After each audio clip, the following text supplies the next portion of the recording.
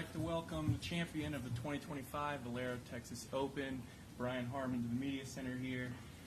Brian, could we just get some opening thoughts? Fourth career win on the PGA Tour. Yeah, I had to wait a long time in between my second and third. Didn't have to wait quite as long this time, but it's been playing some really good golf. My scores haven't showed it, but I've been feeling like it was right there. So to have it pop this week and be in good form, for some big stuff coming up is really awesome. 3 over today, so probably not exactly how you envisioned it. Could we kind of get a look into your mentality today and grinding, making sure that you came out on top? Yeah, just, having a little bit of experience and knowing that score was kind of a relative thing today. It was more, kind of a game of attrition. The conditions just wouldn't allow for a super low score. So just I didn't have my best stuff today, but good enough to make a few putts, and a couple birdies on the back nine helped a lot. All right. We'll open it up some questions from the media. If you have questions, just raise your hand. We'll get a mic. Start up here front. Congratulations on your return to the Thank winner's you. circle. Novak made it a tight match after hole 5. Tell me a little bit about what was going through your head in that moment as you felt him inching forward. Yeah, he hit some great shots. Hit great shots all day. He struggled a little bit coming down the stretch, but you kind of halfway through the day, I figured that he was the one guy that I really needed to focus on and try and beat. And just felt like if I could just hang in there, I knew I was going to hit some good shots at some point, just make a couple putts, and just hoping that it was going to be good enough. All right, we get a mic to the left side here. You mentioned it was really tough out there, a battle of attrition, or just trying to overcoming the elements.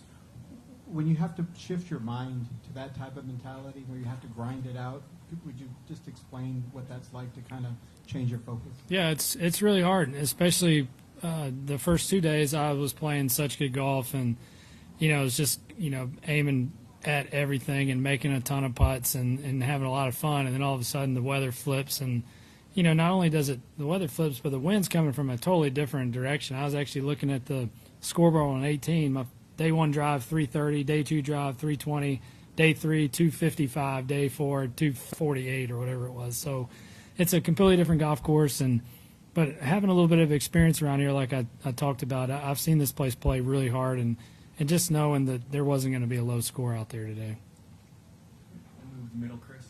Brian, you mentioned earlier in the week that you maybe took a little bit of too much time off after the President's Cup, and that your game wasn't where you wanted it to be coming into the season. Are you back now? Is your game back to where you want it to be, or do you still have a ways to go? Obviously, this week went great. There's still some stuff that I haven't been driving it quite as well as I'd like to when you're thinking about trying to win majors and stuff like that. But super pleased with the way I played this week. Really putted well, which is something that's been missing a little bit the last year or so. Just haven't been making like those mid-range putts, hitting good iron shots in. You end up with 10 to 20 feet a lot. Just haven't been making a lot of those, and putted those really nice this week. You mentioned that it wasn't your best stuff today. What did today teach you about competing, even when don't have your fastball, so to speak? Well, I've had to learn that lesson the hard way with a bunch of failures, across my career, where you look back at a tournament and you're like, gosh, if I could have just kept my cool for a little bit longer, if I could have just hung in there for a little bit longer, man, maybe I could have made a run. And so I just tried really hard today to not let my emotions get out in front. And as much as I wanted to think about winning and holding the trophy and calling my wife and telling her how happy I was, you don't get to do that until the job's done. And it's just left foot, right foot, finish the job, and then you get to have fun. All right, we'll go to the back left, Kevin. Brian, I don't know if it's too early to reflect, but biggest moment of the tournament?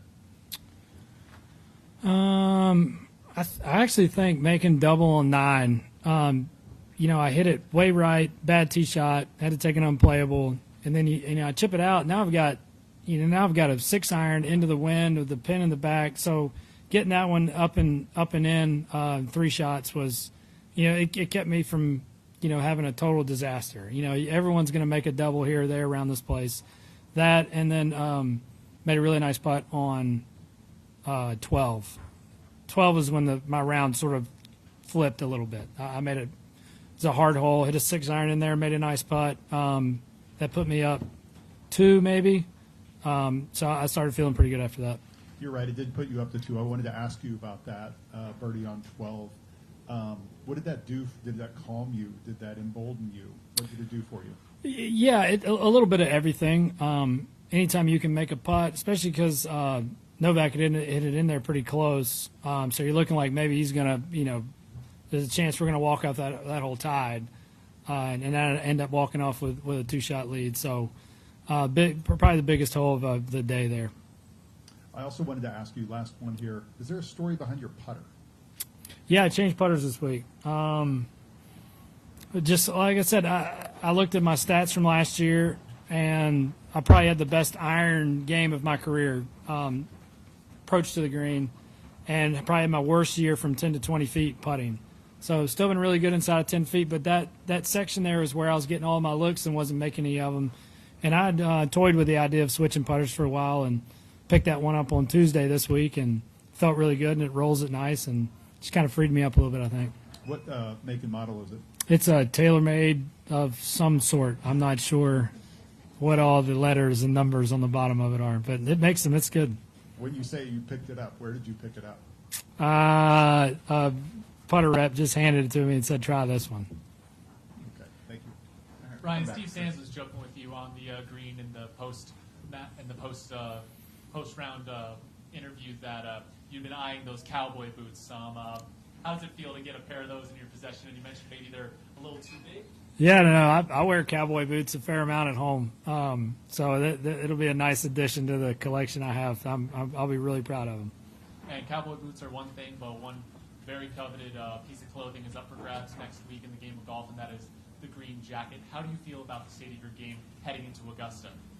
Yeah, just knowing that there's some good golf left in there. I'm 38. I'm not 25 anymore. I know that I'm getting, a little grayer. So, you start looking at like, man, how many more chances do I have at Augusta? How many more chances do I have at a U.S. Open and all the things that you want to do? But just knowing that I can come out here in tough conditions and play well as an older veteran on tour, like, makes me feel good about next week.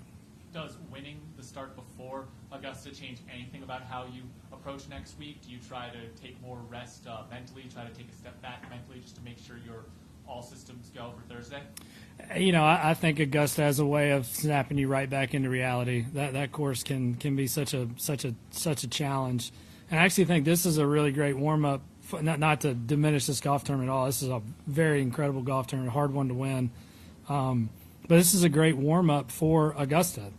Augusta gets tricky wins. Augusta has pins that are perched up on top of spots just like they are around here. So for me, I took a couple years off of this golf tournament, and then when I came back and it's beautifully overseeded, it's like, man, this is like about as good as prep as you can get for Augusta.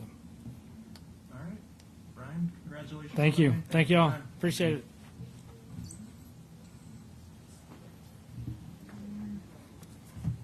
Oh, yeah.